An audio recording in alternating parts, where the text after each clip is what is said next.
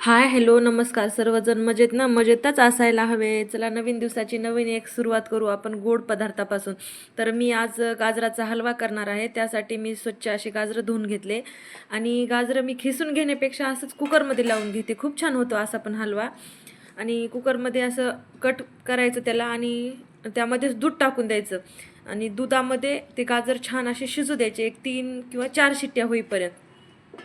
आणि छान असं 3-4 शिट्ट्या झाल्याच्या नंतर ते एकदम सॉफ्ट होते आणि आपल्याला म्हणजे ते बारीक करायला पण अडचणीनं आणि टेस्टी पण लागतो हलवा अशा पद्धतीनं केल्याच्या नंतर. त्यानंतर आज आमचा बेत आहे की जेवणामध्ये इडली सांबार चटणी. इडली सांबार चटणीसाठी सांबारची तयारी आहे. तर सांबार करण्यासाठी मी एक मीडियम साईजचे 2 टोमॅटो घेतलेले आहेत आणि ते छान असे बारीक करून घेतले टोमॅटो. टोमॅटो बारीक केल्याच्या नंतर मी लसूण तर अगोदरच काढला होता. त्यानंतर मी लगेच कांदा घेतला. सांबारमध्ये मी डाळ शिजते वेळेसच त्यामध्ये आपलं शेवग्याची शेंग, परत कद्दू आणि हे थोडंसं तुरीची डाळ, हे सर्व मी एकजीव शिजून घेत असते अगोदरच.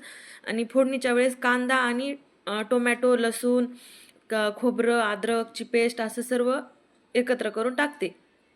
त्यानंतर मग मी खोबरं हे आधी खिसून घेऊन नंतर मी खलबत्त्यामध्ये बारीक करते त्याला लसणासोबत आणि दोन्ही एक वेळेसच भाजून घेते. त्याच्यामुळं एकदम सांबार छान लागते आणि मिक्सरमध्ये वाटलेलं खोबरं असं एवढं टेस्टी नाही लागत.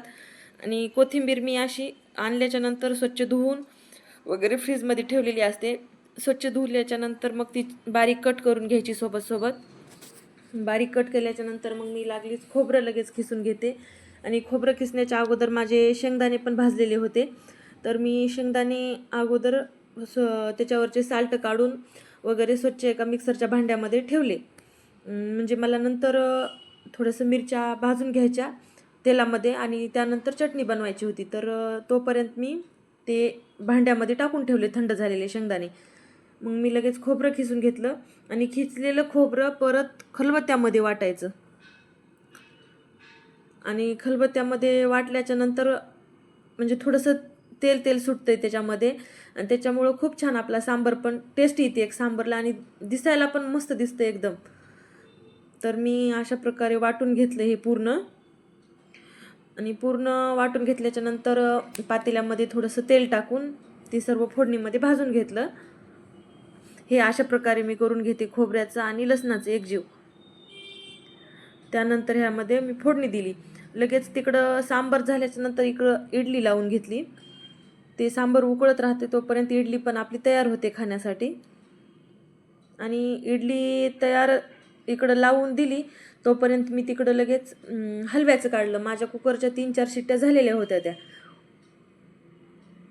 मी मग 3-4 शिट्ट्या झाल्याच्या नंतर माझं ते मॅशर सापडत नव्हतं बारीक करण्यासाठी. तर मी चमच्याचाच वापर केला आणि ते आपलं गाजर पूर्ण एकजीव करून घेतले. कारण ते गाजर तर एकदम शिजलेले होते त्याच्यामुळे त्याला मला काही मॅश करायला वेळ लागला नाही.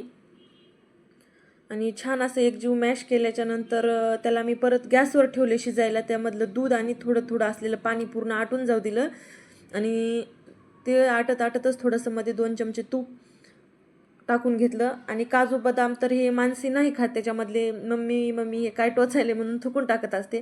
त्याच्यामुळे मी काजू बदाम तर काही नाही टाकले मध्ये. पूर्ण आपल्या दुधामध्ये शिजून घेऊन मध्ये तूप तेवढं टाकून दिलं. छान असं मॅश केलेलं आहे आता एकजीव मॅश झाल्याच्या नंतर परत मी त्याला गॅसवर ठेवून देते आता. तर अशा पद्धतीनं पण हलवा खूप छान लागते आणि टेस्टी पण लागते खाण्यासाठी बी आणि खिसून पण छान लागते. 2-3 प्रकारे असतो हलवा बनवायचा, पण मला हे जरा जास्त बनवायला बी सोपा, खायला बी सोपं म्हणल्यासारखं आहे काम. ते खिसत बसलं की ते गाजरं खिसायला लईच वेळ लागायला आहे आणि मिक्सरमध्ये वाटल्याच्या नंतर एवढा टेस्टी नाही लागत हलवा. तर इकडं माझं सांबार तयार झालेलं आहे आणि मी हे इकडं शिजण्यासाठी ठेवलं परत एकदा पाणी पूर्ण आटू देऊन.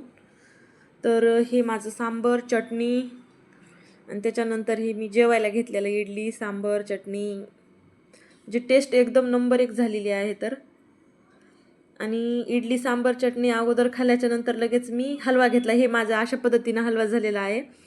तर खूप छान लागतो असा बनवल्याच्या नंतर, एकदा ट्राय करून पहा.